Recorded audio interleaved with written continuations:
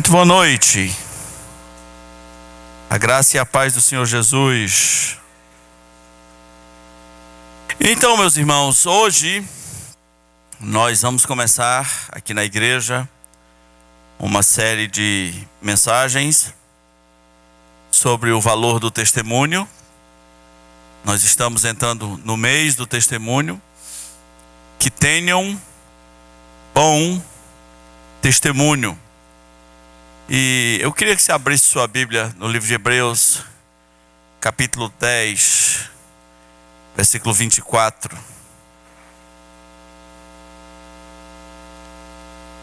Hebreus 10, 24. Hebreus 10, 24 diz assim: consideremo-nos também uns aos outros, para nos estimularmos ao amor e às boas obras. E não deixemos de congregar-nos, como é costume de alguns, antes façamos admoestações, e tanto mais, quanto vedes que o dia se aproxima. Amém? Nós pensamos muito aqui no mês do testemunho sobre a responsabilidade que o crente tem de ser luz, de dar bom testemunho para os seus vizinhos, de ser um exemplo de cristão no seu trabalho, na sua família, na sua escola, na sua faculdade, por onde quer que ele passar. Porém, hoje à noite, o foco do nosso testemunho não é, hoje à noite, pelo menos hoje à noite, não é necessariamente os de fora. Você sabe que tem uma passagem em 1 Timóteo que fala dos critérios para a escolha dos pastores. E um desses critérios é que tenham bom testemunho dos de fora. Que os de fora possam falar bem deles, possam reconhecer o seu exemplo de vida cristã. Ali trata-se de um padrão alto de líderes. Líderes que deviam estar com a vida na linha e que os seus amigos, conhecidos, não crentes, não deveriam ter problema nenhum se ouvisse falar que ele é um líder da igreja. Lembre, ali é um padrão diferenciado, alto. Ao mesmo tempo que a gente encontra essa situação, nós temos que ser honestos e entender que alguns estão num padrão inverso, num padrão bem baixo, que não só não conseguem ter bom testemunho dos de fora, muito menos dos de dentro. Não se fala bem das pessoas, e mesmo que não seja uma pessoa assim de testemunho manchado, de testemunho escandaloso, mas é aquela pessoa, não chove, nem molha, não vai influenciar ninguém, não faria diferença se morresse. Esse é o padrão de muita gente. Aliás, se você morresse, como é que você acha que essa igreja aqui ia reagir? E por quanto tempo ia reagir? Então o nosso foco hoje é o testemunho dos de dentro. O que é que os seus irmãos dizem a teu respeito e como é que a tua vida estimula os teus irmãos. Hebreus 10, 24 diz que nós devemos considerar uns aos outros e nos estimular mutuamente ao amor e às boas obras. Nossa missão de vida em relação ao nosso irmão é: eu estimulo você a amar mais e eu estimulo você a ter boas obras. Ou é isso, ou está faltando alguma coisa. Então, numa linha inversa, aquela dos líderes que deviam ter bom testemunho dos de fora, nós temos numa outra ponta pessoas que ainda nem conseguiram ter bom testemunho dos de dentro. Hoje, vamos focar um pouquinho na palavra exemplo. De ser um bom exemplo para os de dentro, especialmente para crianças que nos cercam, e por extensão para todas as gerações, para adolescentes, para jovens. Quando Paulo escreveu para Timóteo, ele disse: ninguém despreze a tua mocidade, mas torna-te pessoalmente o padrão dos fiéis. O padrão dos fiéis é o modelo para os fiéis, ou seja, os crentes mais fiéis da igreja deviam se estimular em você, deviam ter você como um padrão. Eu sou marcado por pessoas que me ensinaram muito, mas eu sou marcado por exemplos, por senhores, por senhoras, por jovens que simplesmente faziam e eram. Muita gente faz sem ser. Essas pessoas que me marcaram faziam e eram, criaram uma marca positiva na minha vida, com atitudes, com exemplo de vida, com serviço. O que nós vamos fazer hoje à noite aqui? Nós vamos ler algumas passagens bíblicas que falam de pessoas. Como essas pessoas eram, como elas estimulavam os outros ao seu redor. Vamos começar por Filipenses capítulo 2. Filipenses capítulo 2.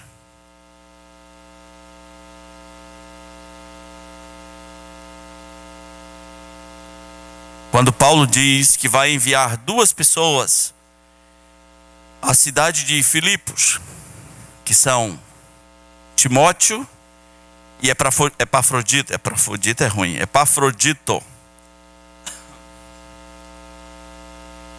Filipenses 2,19. Espero, porém, no Senhor Jesus, mandar-vos Timóteo, o mais breve possível, a fim de que eu me sinta animado também, tendo conhecimento da vossa situação. Porque a ninguém tenho de igual sentimento que sinceramente cuide dos vossos interesses. Pois todos eles buscam o que é seu próprio, e não o que é de Cristo Jesus. E conheceis o seu caráter provado, pois serviu ao Evangelho junto comigo, como filho ao Pai. Este, com efeito, é quem espero enviar, tão logo tenha eu visto a minha situação. Estou persuadido no Senhor de que também eu mesmo brevemente irei. Julguei todavia necessário mandar até vós Epafrodito, por um lado meu irmão, cooperador e companheiro de lutas, e por outro vosso mensageiro e vosso auxiliar nas minhas necessidades. Visto que ele tinha saudade de todos vós e estava angustiado porque ouviste que adoeceu. Com efeito, adoeceu mortalmente. Deus, porém, se compadeceu dele, e não somente dele, mas também de mim, para que eu não tivesse tristeza sobre tristeza. Por isso, tanto mais me apresso em mandá-lo, para que, vendo-o novamente, vos alegreis, e eu tenha menos tristeza. Recebei-o, pois, no Senhor, com toda alegria, e honrai sempre a homens como esse, visto que, por causa da obra de Cristo, chegou ele às portas da morte, e se dispôs a dar a própria vida para suprir a vossa ciência de socorro para comigo. Então, nessa primeira passagem, temos 2 pessoas, Timóteo e Epafrodito. Provavelmente os 2 são jovens. Nós sabemos que Timóteo é jovem e meio tímido. Ele não é um pregador espalhafatoso. Paulo o exorta a ser um pouco mais ousado, a reavivar o dom que existe nele. Paulo chega a dizer que ninguém devia desprezar a mocidade de Timóteo. Eu imagino Timóteo novo, pastoreando. Ele era pastor em Éfeso, pastoreando uma igreja cheia de velho. E velho tem dificuldade de pastorear jovem. Eu me lembro de um missionário do interior do Rio Grande do Norte, chamado Benjamin. Eu não sei se ele já faleceu, um missionário americano. E ele há muito tempo atrás fundou uma igreja numa cidade do interior do Rio Grande do Norte. E essa igreja ficou ali com uns 4 ou 6 pessoas idosas. Ficou aquela igreja cansada, aquela igreja precisando de um ânimo. E essa meia dúzia de pessoas idosas que ainda compunham a igreja disseram: missionário Benjamin, tenha misericórdia de nós, mande um pregador para cá esse fim de semana. E ele foi lá no seminário e procurou um rapaz entre 17 e 18 anos, baixo e magro e branco, cara de Mauricinho, chamado Cacá. Então lá vai o Cacá para o interior do Rio Grande do Norte. E disseram que ele tinha que ir na casa de um irmão X, que era lá que ele ia se hospedar, exatamente o irmão mais idoso da igreja. E aquele irmão está esperando aquele pastorzão alto, né? O pessoal sempre acha que pastor tem que ser alto, gordo, né? Forte, né? Bonitão. Aí o Cacá bate a porta. Aí o irmão sai, abre a porta e vê a criatura que veio ser o seu pastor nesse fim de semana. O irmão ficou sem fala e clamou pela esposa. Disse: Maria, Benjamin mandou foi um menino. Agora imagina Timóteo no meio daqueles anciãos de Éfeso. Mas o que Paulo diz sobre Timóteo? Paulo está mandando Timóteo para Filipos e está dizendo assim: ele é o cara.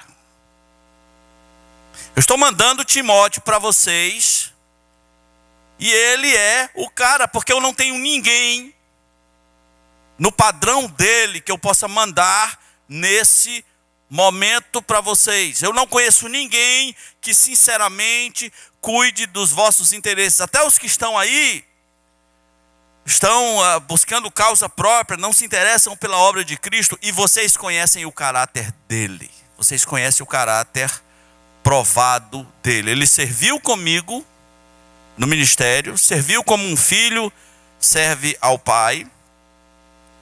E vocês sabem quem é Timóteo. Vocês conhecem a vida dele. A gente lê uma passagem dessa, meus irmãos, e a gente fica pensando assim: onde é que estão os jovens que a gente pode dizer para uma igreja, apresentar ele para uma igreja e dizer assim: ele é o cara. Ele é o cara. Jovem, qual é seu testemunho para os mais velhos? Os jovens esperam o exemplo dos mais velhos, e isso é certo, mas a Bíblia diz que você tem que ser o padrão dos fiéis. Timóteo é um jovem. A igreja de Filipos é uma igreja nova, mas tem pessoas de todas as idades. E Paulo está dizendo: eu só confio nele para enviar aí para Filipos. E vocês conhecem o caráter dele. É isso que importa.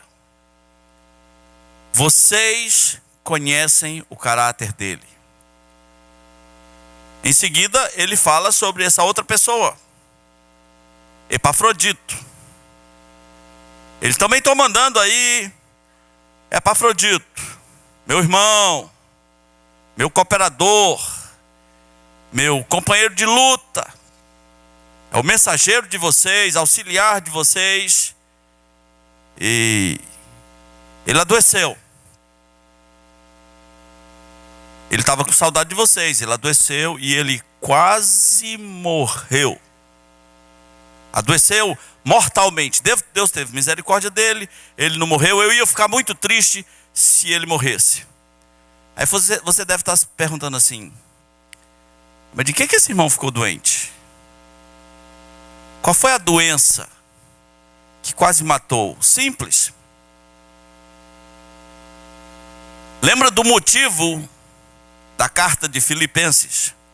O motivo da carta de Filipenses é agradecer uma oferta que foi enviada pela igreja de Filipos, porque Paulo disse: nenhuma igreja da Macedônia quis me ajudar, nenhuma, só vocês. E adivinha quem levou a oferta, quem levou os mantimentos? Epafrodito.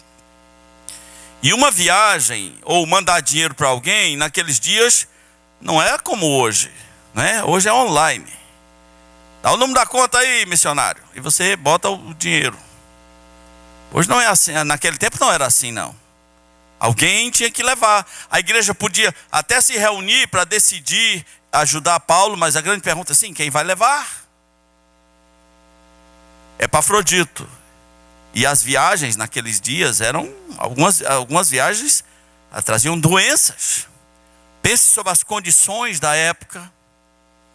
Provavelmente a pé ou num animal, às vezes até a pé num animal para ir a certo lugar pegar um navio. Que não são os nossos cruzeiros, né? Tipo Real Caribbean de hoje. E uma viagem dessa era muito puxado.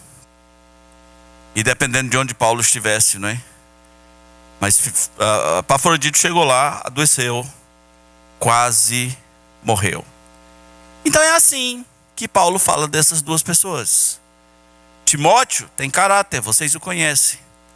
Epafrodito, meu irmão, meu cooperador. Se ele morresse, eu ia ter muita tristeza. Ele está aqui com saudade de vocês. Eu estou enviando ele. E o que ele diz, olha só o que ele diz no capítulo 2, versículo 19.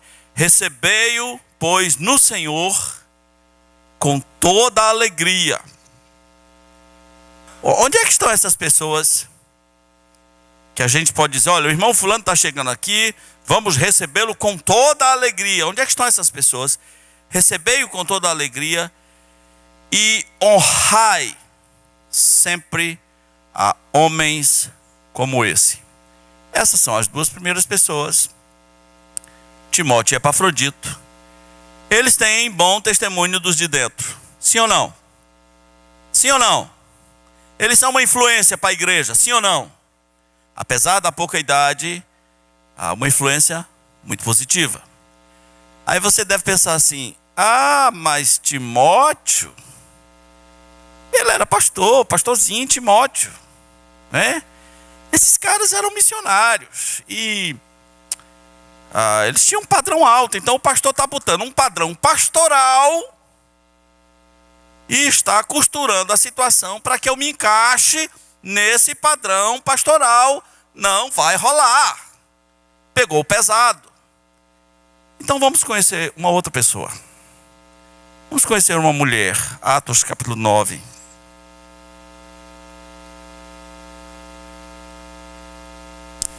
Atos capítulo 9. Já que você não é pastor, não vai ser pastor, já que você está achando o padrão pesado, vamos conhecer uma defunta. Atos 9, a partir do versículo 36.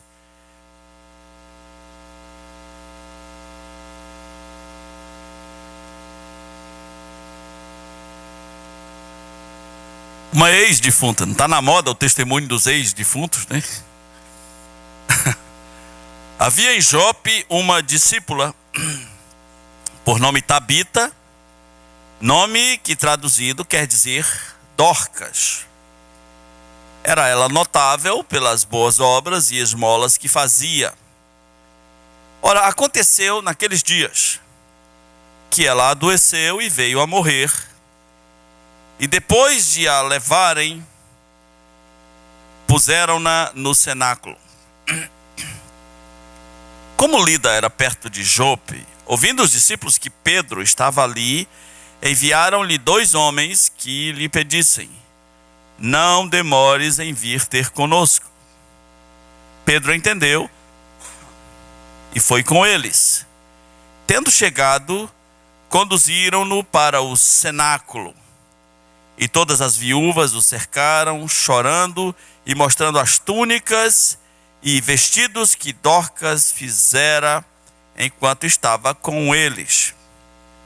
Mas Pedro, tendo feito sair a todos, pondo-se de joelho, orou e, voltando-se para o corpo, disse: Tabita, levanta-te. Ela abriu os olhos e, vendo a Pedro, sentou-se. Ele, dando-lhe a mão, levantou-a e, chamando os santos, especialmente as viúvas, apresentou-a viva. Isto se tornou conhecido por toda a Jope e muitos creram no Senhor.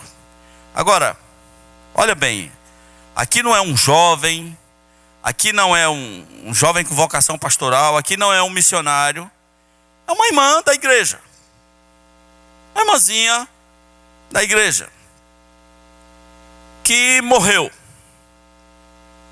E ela morreu e a igreja entrou em pânico, porque a igreja manda chamar Pedro.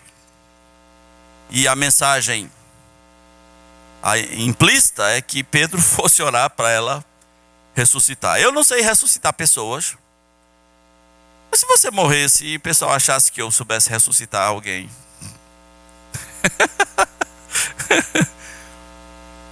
alguém ia dizer: ressuscite aquele ali, né?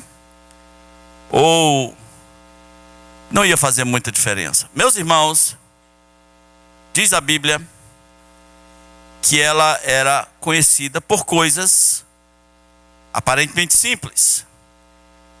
Ela era notável pelas boas obras. Ela era notável também pelas esmolas que ela fazia, pelas obras sociais que ela fazia. Era aquela pessoa que obviamente via a necessidade dos carentes, se condoía deles, e talvez durante toda a sua vida foi assim, e era impossível que ela não marcasse a vida daquela igreja.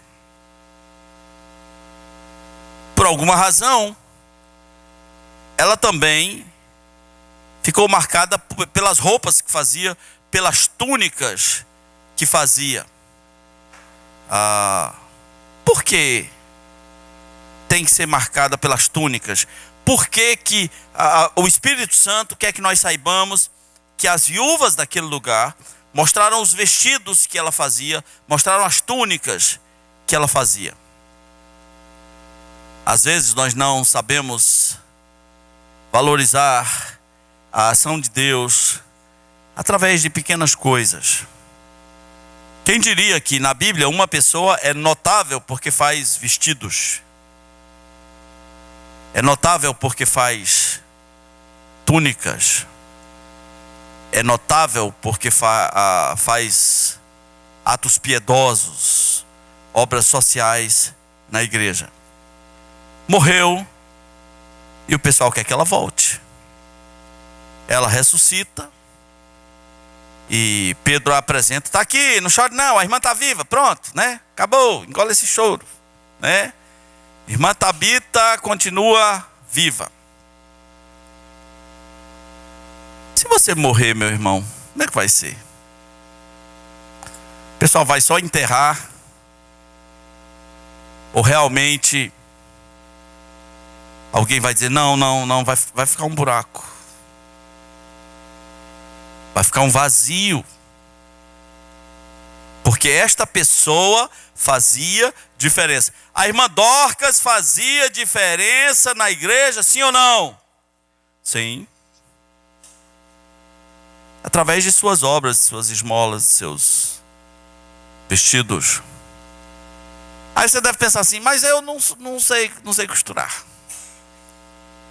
Eu não quero ser pastor, não sei costurar, então continua, ainda não chegou aqui no meu coração. Não chegou aqui no meu coração. Olhe, nas cartas de Paulo,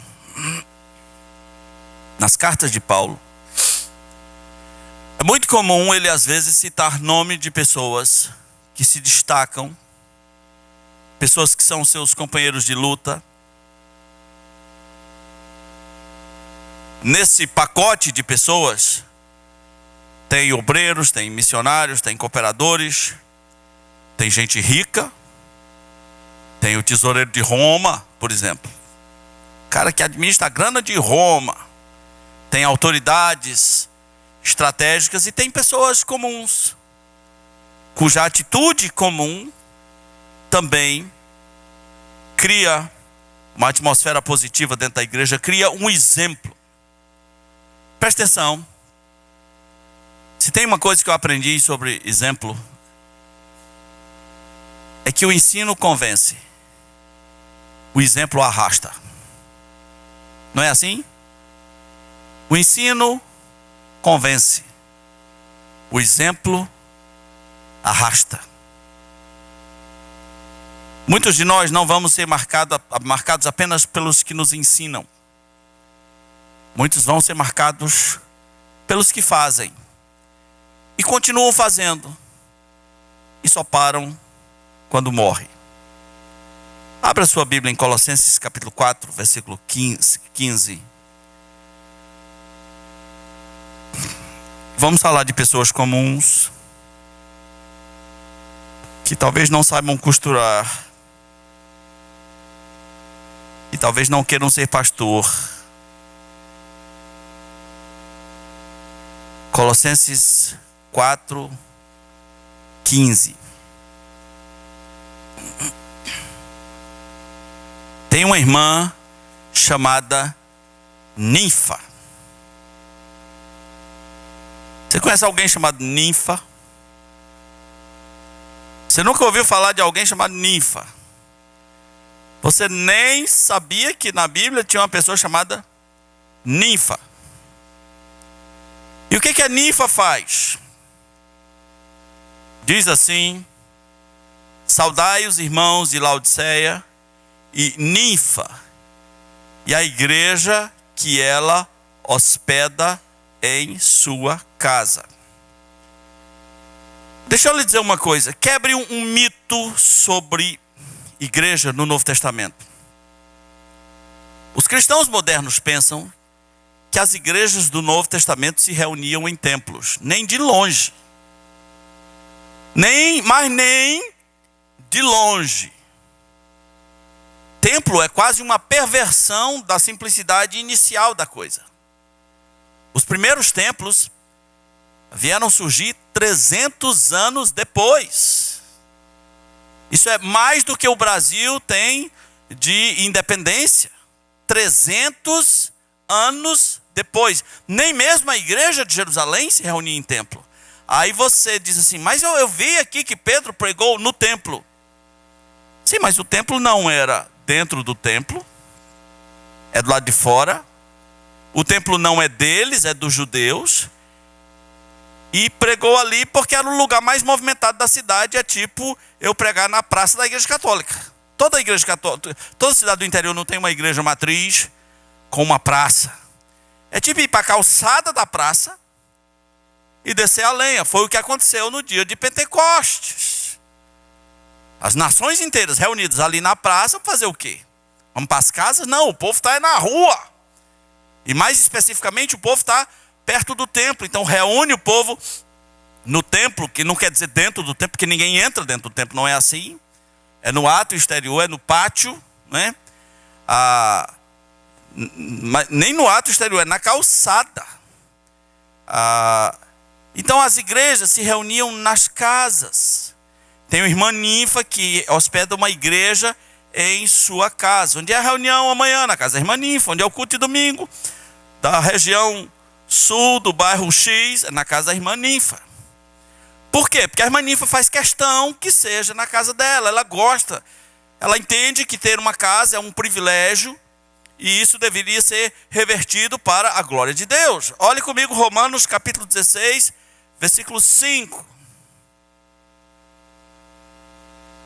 Romanos 16.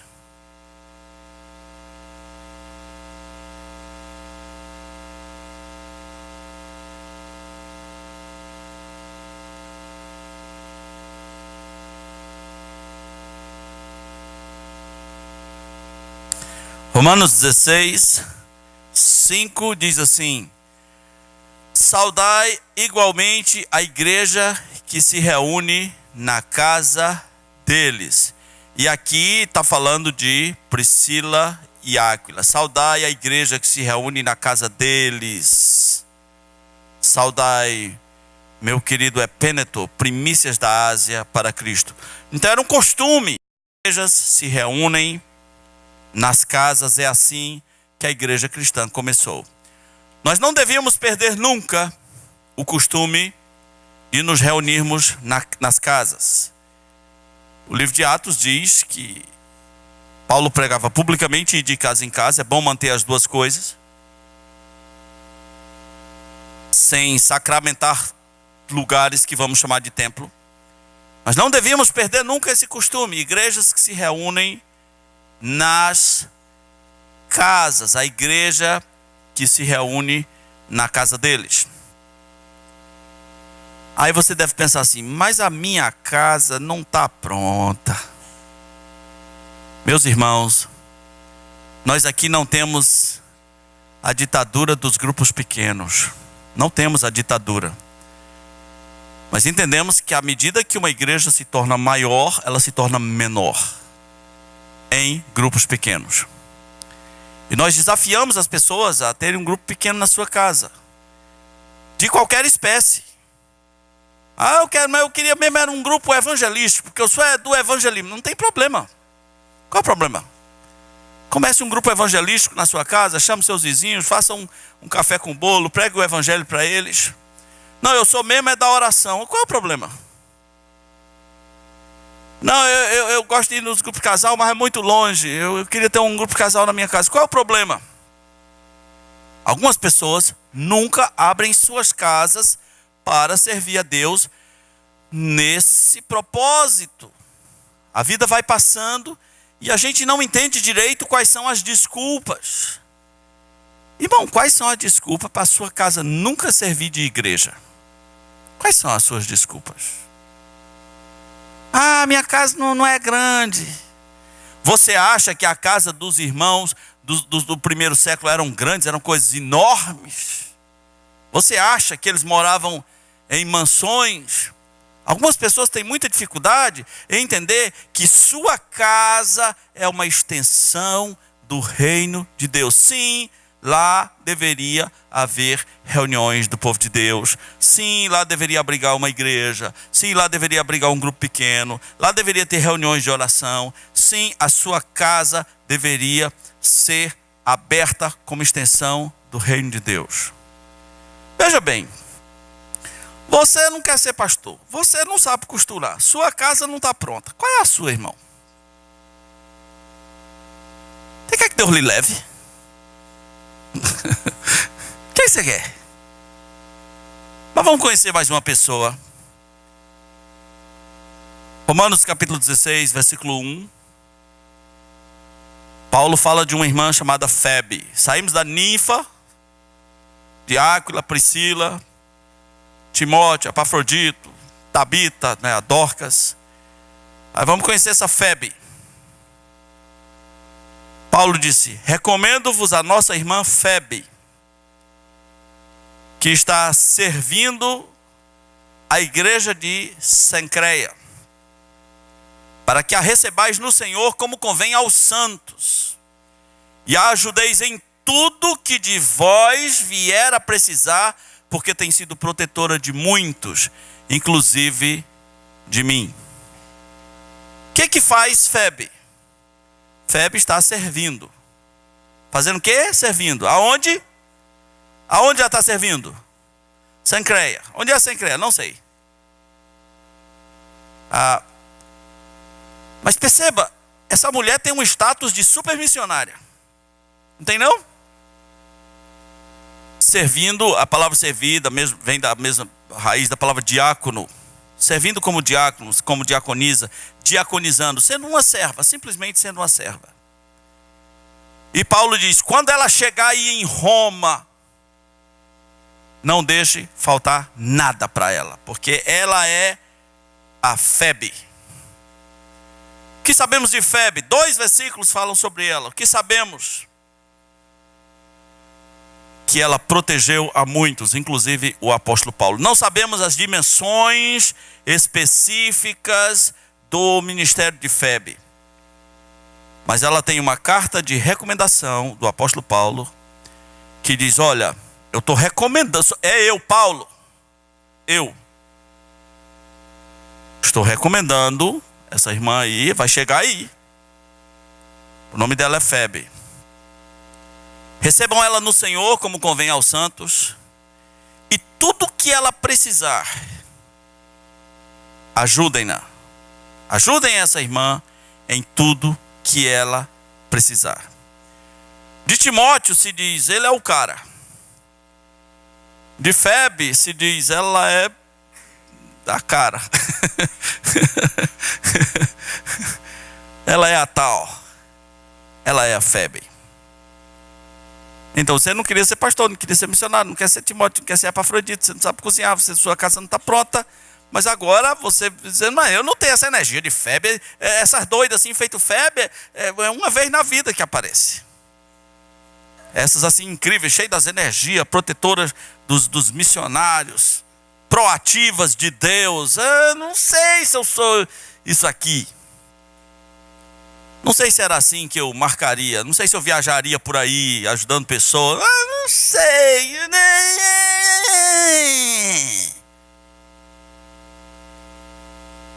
Às vezes, pessoas não querem marcar a obra de Deus porque eles têm um argumento aparentemente perfeito. Eles dizem assim, eu não gosto de confusão. E quando a gente começa a negócio de trabalhar com gente, né? Olha, gente, pastor, a gente pega um animal, a gente amarra o animal, ele fica quieto. Mas gente, o senhor lida com gente. O senhor sabe o que é gente. Eu não gosto de gente, porque gente... O cara veio ao planeta odiando gente. Sim. Gente dá trabalho. Gente fere, gente machuca. Gente é chata às vezes. Gente diz coisas. Mas nós vamos parar a obra de Deus. Por isso, Deus está dizendo assim, faça minha obra só se as pessoas forem perfeitas. A Bíblia não esconde que quando pessoas de Deus trabalham, de vez em quando se arranham.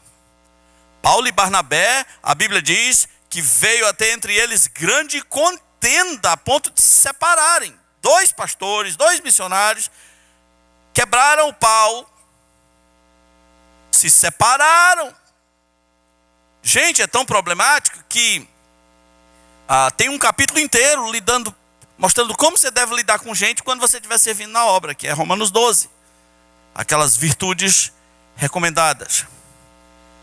Mas deixa eu lhe falar um fato muito específico. Abra a sua Bíblia em Filipenses capítulo 4.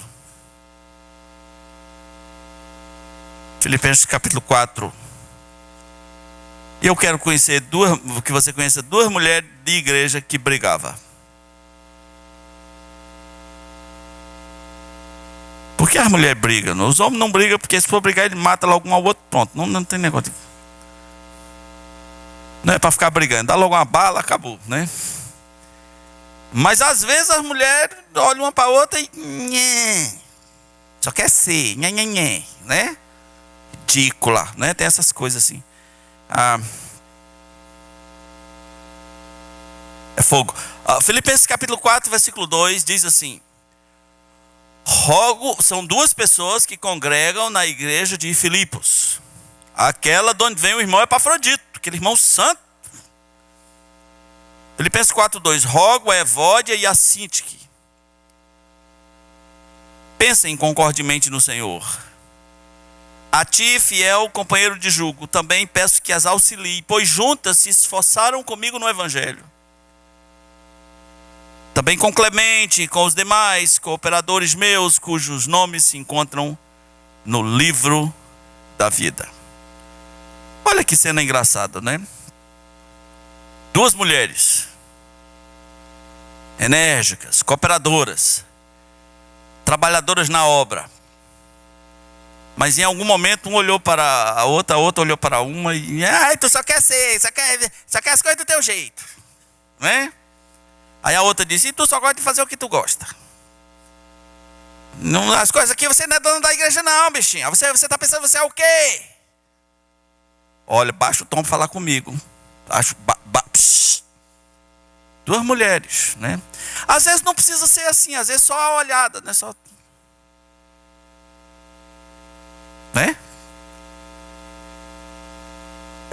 o negócio da rabisaca, porque tem... Se eu tivesse cabelo grande, eu ia fazer a... Rabisaca é o beijinho no ombro das antigas, né? É mais ou menos isso. Então tá rolando aqui uma rabisaca, tá rolando um beijinho no ombro, alguma coisa assim, não tá batendo bem. Porque pessoas de Deus, às vezes na obra, se estranham. Duas mulheres. Para Paulo colocar isso na carta, pedindo ao líder da igreja que ajudasse as duas irmãs, eu imagino que o bicho estava pegando fogo, o negócio estava... O circo estava pegando fogo, o negócio estava sério. Aí a Bíblia não esconde como são as pessoas de Deus. São duas mulheres de Deus, mas não estão se entendendo. Paulo disse: olha, peça essas irmãs aí para pensarem concordemente no Senhor. No Senhor, porque se for pela cabeça delas, cada uma vai puxar para o lado e a corda vai quebrar e elas vão se arrebentar. Elas têm que pensar concordemente no Senhor. Elas são incríveis. Se esforçaram comigo no Evangelho. Os nomes delas estão escritos no livro da vida, juntamente aí com o Clemente e com outras pessoas, outros cooperadores, mas elas não estão se entendendo. Ajuda elas aí, dá uma ajudinha, dá uma força. Porque elas, pensando concordemente, elas vão longe. Muitas vezes vamos virar inúteis na obra do Senhor, porque não sabemos lidar com pessoas. Nunca vamos marcar uma geração se não soubermos lidar com pessoas. As contrariedades virão, os problemas virão, opiniões diferentes existem, e alguns são derrotados, porque parecem garotos mimados, que se as coisas não forem do seu jeito, não vai. Já viu aquelas pessoas que vivem mudando de igreja? Porque elas querem achar, porque eu gosto das coisas sérias, não é? E onde ela chega, acha que não tem alguma coisa séria, vai embora. Ainda vai embora de mais umas 20 igrejas ainda. E quando chegar no céu, qual é o seu currículo, irmão? Aqui é 20 igrejas, 30 igrejas, passei. Porque eu sou uma pessoa séria. Então, você não quer ser pastor, você não sabe costurar, sua casa não está pronta, você não é uma febre da vida, mas você tem que servir. Gostando ou não gostando de pessoas, você tem que servir. Sim, as Evódias e a Cinti que se estranham, o irmão X e o irmão Y se estranham, mas não deixe que isso pare você. Você não é um velho turrão, você não é um menino mimado.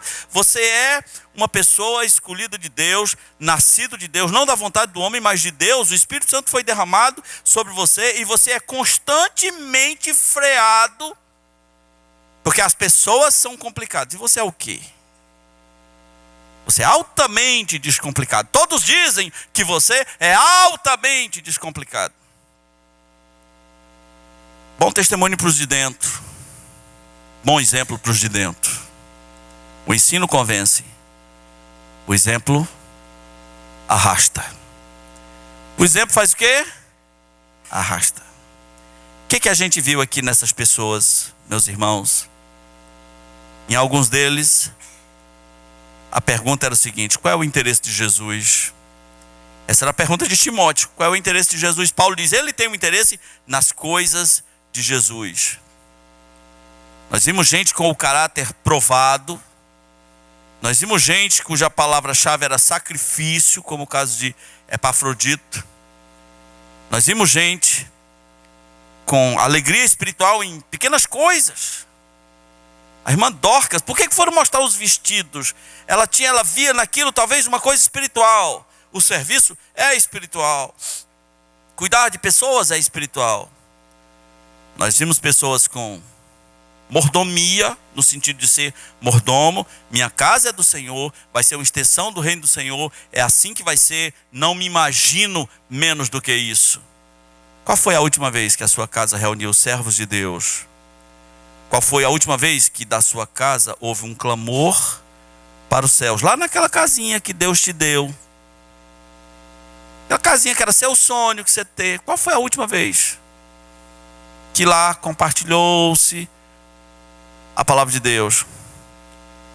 Nós vimos também que para algumas pessoas a palavra-chave era energia, disposição. Eu não conheci Febe, não sou tão velho assim, mas imagino que Febe era a louca da energia. Protetora de Paulo, protetora de missionário. Deve ter um missionário aí precisando de ajuda. Existem pessoas que se apaixonam pelos missionários no sentido de protegê-lo, pelos obreiros, pelos pastores. Eu conheci uma história de uma igreja em São Paulo. Alguém teve a seguinte ideia: como é que eu posso fazer para ajudar missionários? Eu preciso ajudar missionários, pastores de longe que vêm pregar aqui, eu preciso ajudá-los. Então a pessoa pensou na seguinte ideia: nós vamos ter uma sala, e essa sala vai ter muita coisa que pastores e missionários precisam. E toda vez que um deles passar aqui, nós vamos levar ele até essa sala e dizer: irmão, escolha uma das coisas aí. E alguém passou lá e me disse que tinha um paletó completo com calça e sapato social. Tinha um videocassete, naquela época era um luxo. Tinha uma coleção de comentários. Tinha um envelope com uma quantia em dinheiro. Aí a pessoa foi vendo. E essa pessoa até conhecia. Pegou o paletó, disse: posso levar o vídeo também? Disse: não, ou o paletó ou o vídeo. Eu nunca fui pregar nesse lugar, mas achei a ideia interessantíssima. Devia ter uma febre lá, uma pessoa que não parava de pensar em ajudar os que estão na linha de frente. Meus irmãos, nós somos chamados para marcar pessoas. Não fomos chamados, desculpa a expressão, para ficar com a bunda eternamente em berço esplêndido, sentado na igreja, não produzindo absolutamente nada, não influenciando ninguém, ser apenas uma múmia gospel, uma lesma gospel, que não sai do canto, que não faz nada, que não marca pessoas. Você ainda tem alguns anos de vida. Está na hora de ser exemplo para os de dentro. Está na hora de marcar pessoas. Vamos orar. Nosso Deus, pedimos ao Senhor que nos ajude a entendermos que temos pessoas ao nosso redor, as quais deveríamos marcar positivamente durante a nossa vida. Pessoas que deveriam levar para a sua vida adulta boas memórias nossas, exemplos nossos, exemplos que os estimulassem ao amor e às boas obras.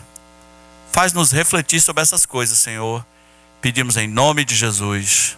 Amém.